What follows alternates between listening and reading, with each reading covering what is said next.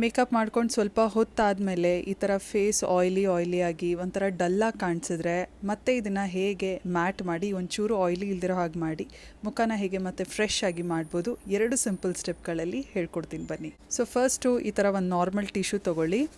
Tissue ತೊಗೊಂಡು ಎಲ್ಲೆಲ್ಲಿ ಆ ಥರ ಆಯ್ಲಿ ಅನ್ನಿಸ್ತಿದೆ ನೋಡಿ ಅದ್ರ ಮೇಲೆ ಜಸ್ಟ್ ಪ್ರೆಸ್ ಮಾಡಿ ಸಾಕು.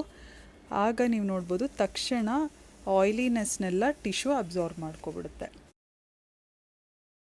ಸೊ ಈಗ ನೀವು ನೋಡ್ಬೋದು ಆಯ್ಲಿನೆಸ್ ಎಲ್ಲ ಟಿಶ್ಯೂ ಅಬ್ಸಾರ್ವ್ ಮಾಡ್ಕೊಬಿಟ್ಟಿರುತ್ತೆ. ಒಂಚೂರು ಮೇಕಪ್ ಕೂಡ ಟ್ರಾನ್ಸ್ಫರ್ ಆಗಿರ್ಬೋದು ಆಯ್ಲಿನೆಸ್ ಜೊತೆಗೆ, ಬಟ್ ನೀವು ಇದನ್ನು ಹೀಗೆ ಬಿಡ್ಬೋದು. ಇನ್ನೊಂಚೂರು ಕವರೇಜ್ ಎಕ್ಸ್ಟ್ರಾ ಬೇಕು ಅನಿಸಿದ್ರೆ, ಯಾಕಂದರೆ ತುಂಬ ಡಲ್ಲಾಗಿದೆ, ಇನ್ನೊಂಚೂರು ಕವರೇಜ್ ಬೇಕು ಅಂದರೆ ಕಾಂಪ್ಯಾಕ್ಟ್ ಪೌಡರ್ ತೊಗೊಳ್ಳಿ ಹಾಗೂ ಒಂದು ಪೌಡರ್ ಪಫ್ ತೊಗೊಳ್ಳಿ. ಇದಕ್ಕೆ ಪೌಡರ್ ಪಫೇ ಯೂಸ್ ಮಾಡಬೇಕು, ಯಾಕಂದರೆ ಪೌಡರ್ ಪಫಿಂದ ಇನ್ನೂ ನಿಮಗೆ ಒಳ್ಳೆ ಕವರೇಜ್ ಸಿಗುತ್ತೆ, ಸ್ಕಿನ್ಗೆ ಕೂಡ ಒಂದು ಮ್ಯಾಟ್ ಫಿನಿಶ್ ಸಿಗುತ್ತೆ. ಕಾಂಪ್ಯಾಕ್ಟ್ ಪೌಡರ್ ತೊಗೊಳ್ಳಿ.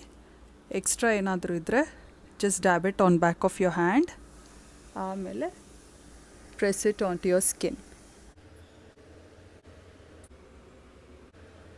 ಸೊ 2 ಸ್ಟೆಪ್ ಮಾಡಿದ ನಂತರ ನೀವು ನೋಡ್ಬೋದು ಫೇಸ್ ಮತ್ತೆ ಫ್ರೆಶ್ ಆಗಿ ಕಾಣಿಸಿದೆ, ಒಂಚೂರು ಕೂಡ ಆಯ್ಲಿನೆಸ್ ಅನ್ನಿಸ್ತಿಲ್ಲ.